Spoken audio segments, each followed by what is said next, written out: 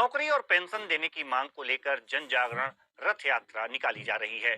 ये यात्रा आज लोहाघाट पहुंची, जहां बड़ी संख्या में महिला और पुरुष गुरिल्ला मौजूद रहे। लोहाघाट तहसील परिसर में गुरिल्लाओं ने संगठन के केंद्रीय अध्यक्ष की अध्यक्षता में सभा का आयोजन किया और अपनी मांगों को लेकर ज्ञापन सौंपा। अध्यक्ष डाला कोठी ने कहा कि इस बार सरकार से आर पार की लड़ाई लड़ेंगे, सरकार गुरिल्लों की ताकत को कम ना आके। डाला कोठी ने कहा कि 9 अगस्त को करो या मरो की घोषणा की जाएगी। उन्होंने कहा कि अगर सरकार उनकी नौकरी और पेंशन देने की मांगे नहीं मानती है तो 2024 लोकसभा चुनाव में भाजपा सरकार को सबक सिखाएंगे। एक तो rifle, engine gun, brain gun और जो झाड़ी में निगरानी सब उसने किया है और ऐसे भी किया। कितनी थी? 21 दिन की। कहाँ? ट्रेनिंग के लिए हमने यहाँ गढ़वाल है। गढ़वाल में ट्रेनिंग लिया? हाँ, ये पौड़ी गढ़वाल है। टाइम हो गया, 17 साल हो गए आंदोलन करते करते। ये सरकार लगातार हमें चूतिया बनाती आ रही है, कभी कुछ, कभी सत्यापन कर रही है, कभी कुछ कर रही है, कभी कुछ कर रही है, खाली हम लोगों को गुमराह कर रही है। अब हम लोगों ने यह तय किया कि आगामी चुनाव में 2024 में जो चुनाव होगा उसमें गुरिल्ला लोग जो हैं सरकार को भी जिताएंगे और अपना हक किसी हाल में भी लेकर के रहेंगे। और उन्होंने यह तय किया कि हमारे शरीर में जब तक जान है तब तक इस आंदोलन को छोड़ेंगे नहीं और अपना हक किसी हाल में भी लेते रहेंगे और सरकार को भी जताएंगे कि हम लोग क्या कर सकते हैं।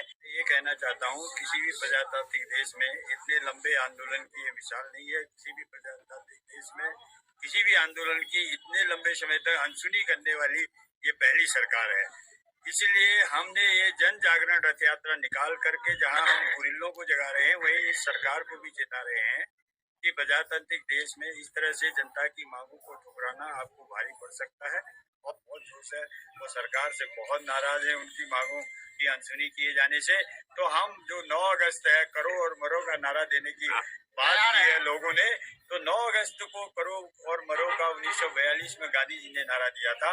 इसलिए हो सकता है इस जन जागरण रथ यात्रा के बाद हम 9 अगस्त को करो या मरो की। अब जो मैं कुछ एक सुजेशन देना चाहता हूँ आपको, जो भी जुड़े मेरे साथ हैं, आपको मैं एक सुजेशन देना चाहता हूँ। हमेशा संगठन में क्या होता है, चुनी लाल जी ये भी राजनीतिज्ञ हमारे, ये भी बहुत बड़े नेता हमारे, ऐसी बात नहीं, इनको पता है, ये बताएंगे आपको।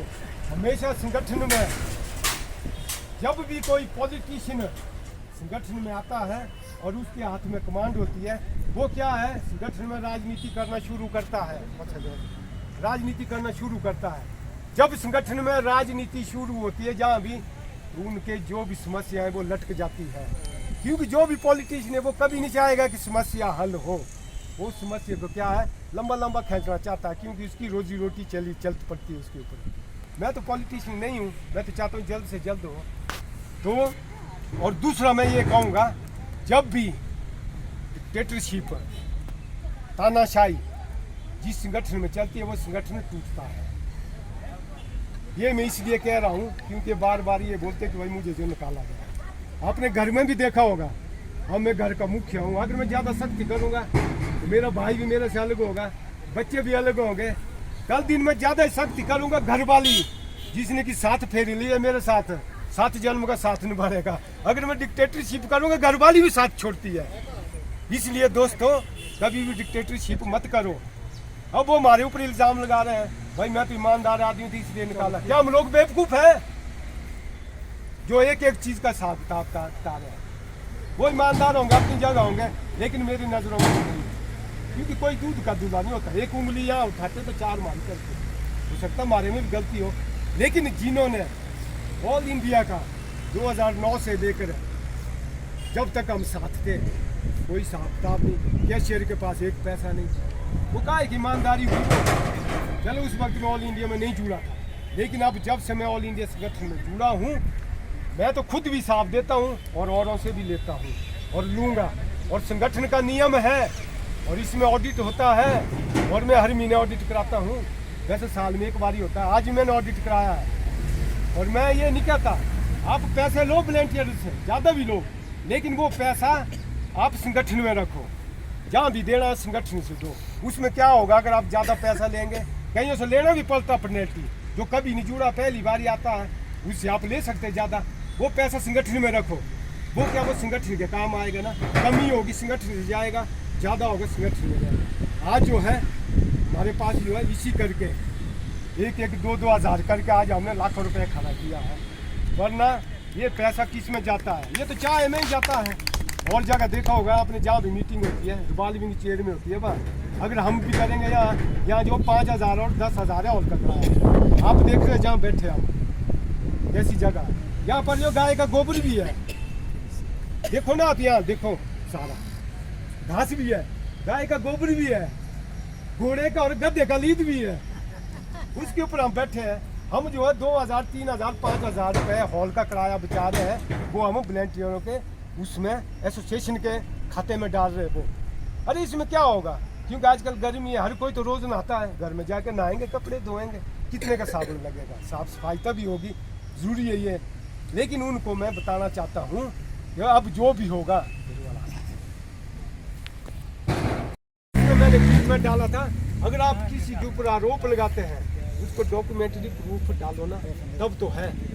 लेकिन अगर कोई मुझे इंडिकेट करता है, अभी तक तो नहीं किया, अगर कोई करता है मैं तो कहता हूँ वो करे, तभी तो मैं उनको ऊपर भी करूँगा ना।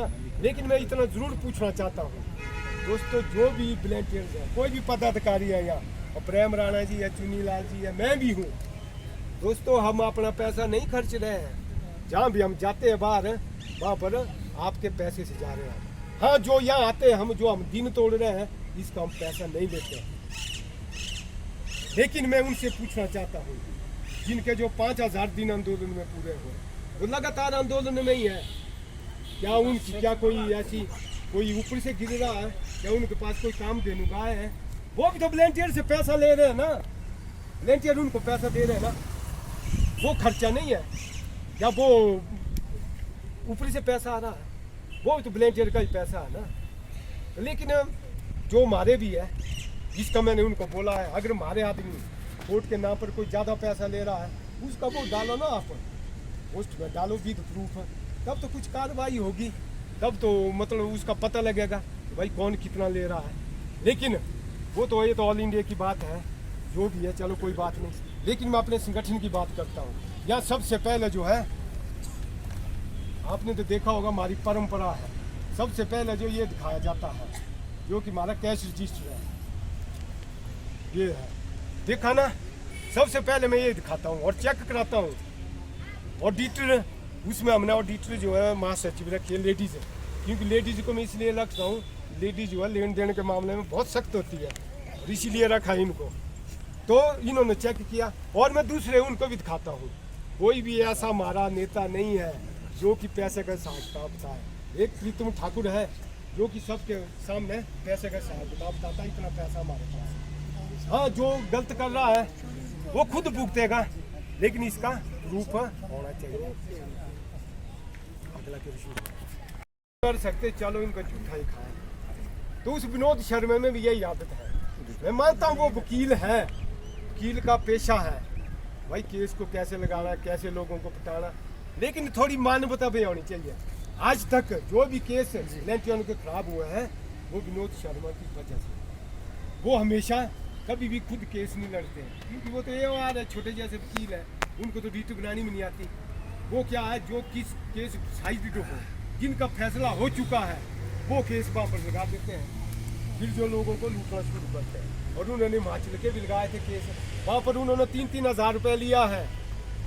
इसका स्पष्ट उदाहरण है, हिमाचल में जो 7 केस लगे थे, इसमें हीरापाल जी है हमारे बिलासपुर से, और एक वो राजा बोलते उसको राजेंद्र पाल ठाकुर, उसने भी लगाया था।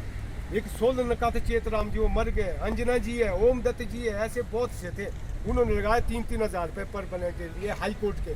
लेकिन वो दिल्ली हाई कोर्ट तक सीमित है, और वो वहीं पर हो गया वो डंप। और दिल्ली हाई कोर्ट ने ये कहा है, जब तक सुप्रीम कोर्ट का फैसला नहीं होता तब तक till deferred supreme court decision, यानी कि जब तक सुप्रीम कोर्ट का फैसला नहीं होगा कोई भी हाई कोर्ट फैसला नहीं देगा। उत्तराखंड हाई कोर्ट ने भी यही बोला है। तो अब दोस्तों, सबसे बड़ी एक बात है, जब तक है ये सुप्रीम कोर्ट का फैसला नहीं होता तब तक कुछ भी नहीं होने वाला, कितने भी जोर लगा। तो भारद्वाज जी क्या कर रहे हैं आजकल, वो डेथ सर्टिफिकेट ले रहे हैं मरे हुआ का, जो मर गए उनके ले रहे हैं, फिर बोले मैं तो लिस्ट लगाऊंगा। मैं ये साफ तौर पर बताना चाहता हूँ, मैं तो चाहता हूँ मेरे इस जो वीडियो इसको ऑल इंडिया में वायरल करो। जो ये इसका केस जो है फिर के क्या किया विनोद शर्मा ने, उन्होंने एक केस लगाया था, उन्होंने वो केस लगाया था, वो उन्होंने लगाया था डायरेक्ट, उसमें 13 डिफेक्ट लगे थे, वो डिफेक्ट उनसे दूर नहीं और 1 साल बाद उनके केस डिसमिस। फिर उन्होंने आइए लगाई इंटरलोकुटरी एप्लीकेशन होती है कि भाई इनका है तो मुझे भी दो, ये वो होता है कि भिखारी का रात फैलाना, उसमें वो अपना कुछ नहीं लगा सकते। उसके लिए भी जज ने, दीपक गुप्ता जी ने बोला आप जो है मेन केस में जुड़ो। फिर वो लोग हमारे मेन केस में जुड़ रहे थे, हमने कहा भाई कितना पैसा लग रहा वो लाओ, उनको लगा, क्योंकि उन्होंने जो नेते थे इनके उन्होंने ब्लैंकेटों से 3-3 हज़ार रुपये लिया है पहले। लेकिन यहाँ जब हमने बोला भाई वकील इतना पैसा ले रहा, बहुत कम ले रहा था, वहाँ उनके पास वो पैसा देने को नहीं रहे, उन्होंने फिर एक चाल चली। अब वो कहाँ से देंगे, खा के बैठे इनके वो भ्रष्ट नेता जो है, उन्होंने क्या चाल चली, फिर उन्होंने फिर दोबारा जो है भारद्वाज के नाम पर केस लगाया। लेकिन जब वो केस लगा, जब अभी 3 को जो हेयरिंग थी उस दिन हमारा वकील ही वहाँ उपस्थित हुआ, उन्होंने कोर्ट में बताया सर ये केस तो लास्ट हेयरिंग में है, अगर ये दोबारा इसका ये सर्विस होगी, प्रोसेस चला गया तो साल जाएगा। फिर जज को लगा ये तो वाकई ये लास्ट इसमें बोला आज तक कहाँ थे तुम सोए हुए। फिर उन्होंने लास्ट में उन्होंने देखा ये तो डिसमिस होगा, फिर उनके वकील ने ये किया सर हमको टैग कर, फिर वो केस टैग हुआ। अब आप टैग से समझते हैं ना, इसके बहुत से मतलब निकलते हैं। टैग होते बोलते नहीं इस कागज को टैग करो, उसमें बांधो, और असल में इसका जो कोर्ट का मीनिंग है इसका पूंछ या लटकना या लटकाना। उन्होंने क्या है अपने केस को हमारे केस में लटका दिया है, अब वो लटके हुए हैं। इसमें अब क्या होगा, उनका वकील क्या वो कितना विद्वान हो, ना वो बहस कर सकता, ना ये कोई डॉक्यूमेंट लगा सकते, लिस्ट लगाने की तो बात ही नहीं है। ये सिर्फ लोगों को ठग रहा है मसराम भारद्वाज, ये मैंने वकील से पता किया था, कल भी किया था फोन।